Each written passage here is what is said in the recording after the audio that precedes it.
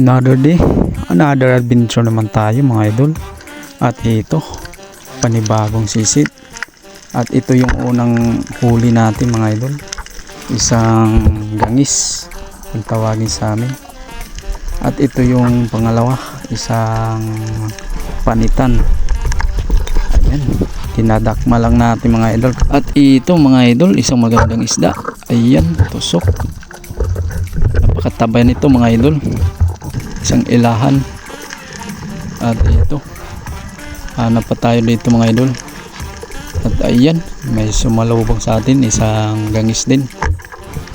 Maraming klaseng gangis kasi mga idol. At ito isang sikat na isda, isang lapu-lapu na green. Ayan, huli pa rin mga idol. At ito isang may balbas. Ayan, tusok mga idol. At ito naman, napakatago nito mga idol, isang gangis din, berde kung tawagin sa amin. Ayan, natusok natin ito mga idol, pero hindi masyado nakuha ng kamera. At ito isang sit. Ayun, sipyat mga idol, hindi natamaan. At ito isang panitan na naman mga idol. At itong buntik-buntik sana papanayan natin. At ito na lang kasi maganda ito sa pinaksyo mga idol, isang panitan. At ito mga idol, solid. Ayan, tusok. Madami-dami yung solid natin dito mga idol. Yung iba hindi natin nabibidyohan kasi napakailap na. At ayan, isang timbungan mga idol, napakailap din. Ayun, humahururot.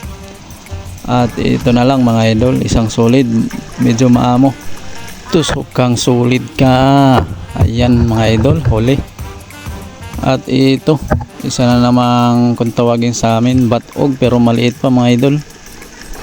Ayan, hindi natamaan mga idol, sipyat. At ito mga idol, hanap pa tayo dito. At isang pusit din mga idol. Ayun, nag-aata mga idol, napuruhan natin. At ito mga idol, umuwi na kami.